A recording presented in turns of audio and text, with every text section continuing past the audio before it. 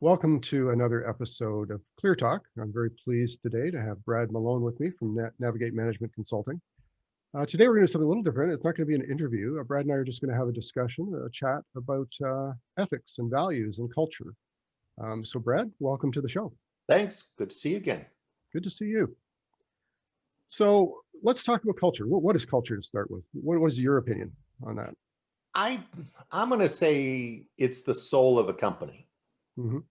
And it embodies who we are. It embodies everything. It's who we are, where we are. So it's the one of those, if you take a fish out of water, it didn't know it was in it. It's the water that we all are all in when we're in a company. Right.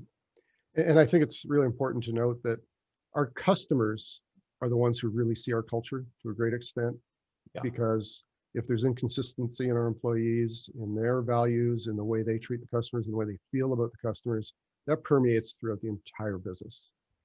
Oh, absolutely. Yeah. And you know, it takes just one person to ruin a culture, but you can remedy it too. If you have that person basically not living to so your values are what we really value, and our ethics are kind of like honesty, integrity, loyalty, all those types of things. But if I have an employee that doesn't match that, and it's apparent, and we give that employee a choice to either correct their behavior or leave, and they choose to leave, most of our customers would go, good on you. Right. And I think it's really important to understand, how do our employees know what our values are? I mean, I think that's something that we have to talk about on a regular basis. We have to discuss examples of ethics and values, and what we consider to be what our core values are as a company. Well, and it's again, it's that soul. You get what you measure from B.F. Skinner, but also it's like, if we call out that we want quality work all the time and we want work-life balance, and yet we reward the people who stayed at work for 48 hours to get something barely done, then we just broke that culture, because we're rewarding something different than what we said. Yeah, I'm sure you've heard of places that say we value work-life balance. Yeah, that's really a very shallow statement in a lot of cases. Absolutely, yeah. You get a life after you're done working. Right. And I think I find these days that it's a lot about hypocrisy. Mm-hmm. The do what I say, not as I do. And that could be at anyone, but it really, because everyone owns the culture, but the executive management team really has to embody that and be genuine about it. I mean, I own my own firm and have for 20 years, but I'm also a project manager, and as a project manager, the team's watching me all the time. So it's like I'm on a stage, but I'm not acting. I need to be genuine. Yeah, we always need to lead by example and live our values. Absolutely. Yeah. I mean, how often do you, really talk about your values and ethics with Solutions 360?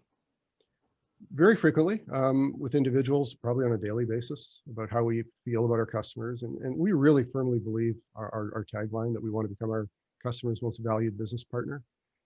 And you can't do that if you've got unhappy employees. You can't do that if you have employees who don't feel compassion and empathy for your customers. And that can't be faked. That has to be sincere. Right. So, we have these Friday meetings with the whole company every week. And we talk about examples of what good ethics are. We talk about what great service is. We give kudos to people.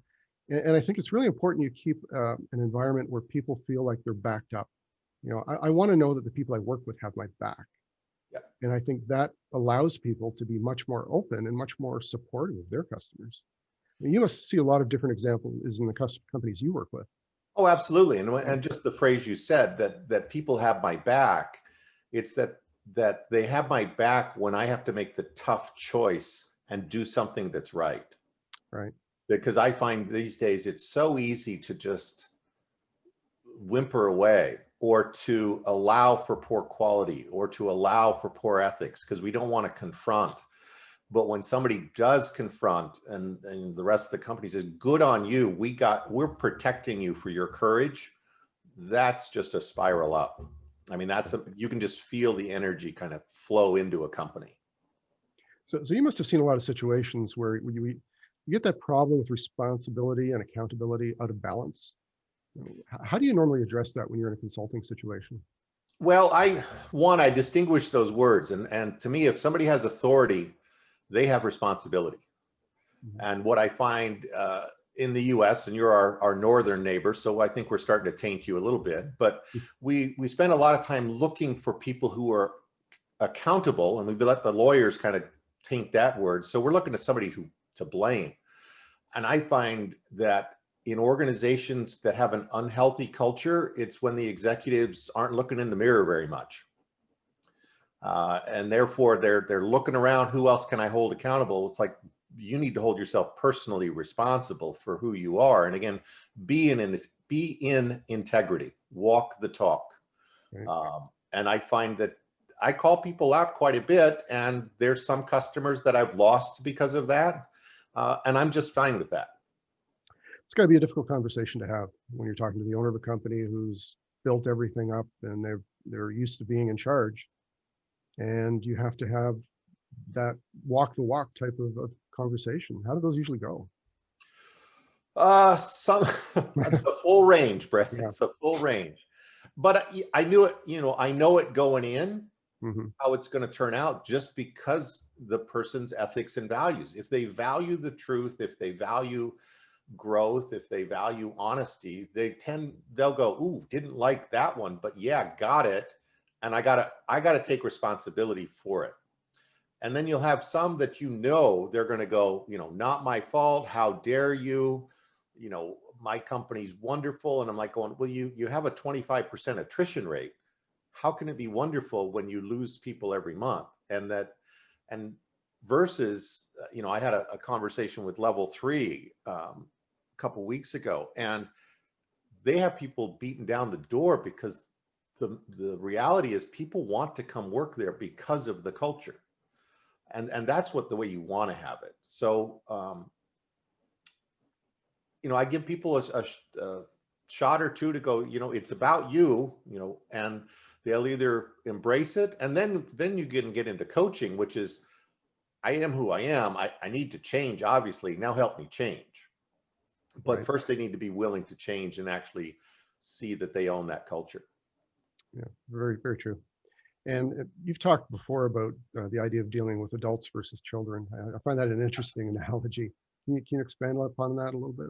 Yeah, well, I find in a lot of organizations, when you don't um, kind of manage or have the courage to manage to your culture, we tend to have 30, 40, and 50-year-old children who, again, are not taking personal Mm. responsibility. They're finding excuses about something. And it's like going, come on, are you 5 or are you 50?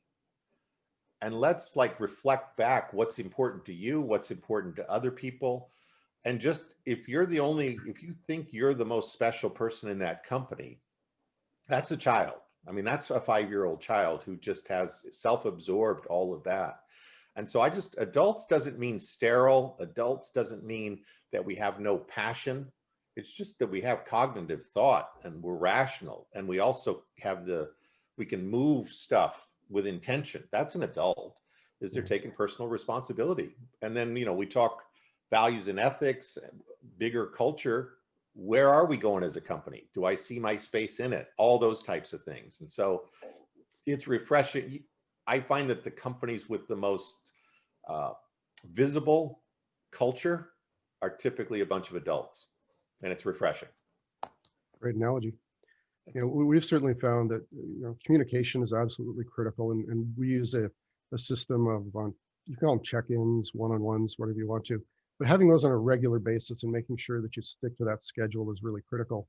And then being able to talk about what is expected of me, when I'm in that one-on-one and I can talk to somebody to make sure the expectations are very clear. And then how am I doing? Let them know. And if you do this on a regular basis, you don't find yourself 3 months down the road with a project which is failing without any warning, because the third part of that check-in is, what can I do to help you? yep. And I think that's an important part of the coaching process. And that's that co-responsibility, or that, really that team of, and it can not only happen at the manager to employee, but it can happen peer to peer. Right. And that's where you really see the culture is when people call one another out on stuff that isn't working, but they also congratulate one another on stuff when it is. And so I, as a manager, don't have to be there because I know it's occurring anyway. That's when you're really starting to see things happen. I think another place you really see this culture is in the management meetings, the executive meetings. What kind of communication happens in those kind of meetings? And I think if I could sit in on some of those meetings, a fly on the wall, and see what's really said and what really happens in a lot of companies, I think that really would take you to the heart of what that company's culture is really like. Yep, I've seen lots of companies where we have a weekly management meeting and 5 of the 10 managers are in there going, "Mike, thank God it's only an hour. I can make it through this," versus no, we're coming in to report on our journey forward and how we're all doing, because we're all on this boat or bus together and we're all part of a team. And to me, when I have a team like that, the meeting was just the check-in point, because we're still living it every day. Right. Yeah, great conversation, Brad. Yeah, I'm enjoying this. We'll have to do it again sometime. What do you think? I think so. Appreciate it. Well, thanks for your time today, and You're we'll welcome. talk again soon. Thanks.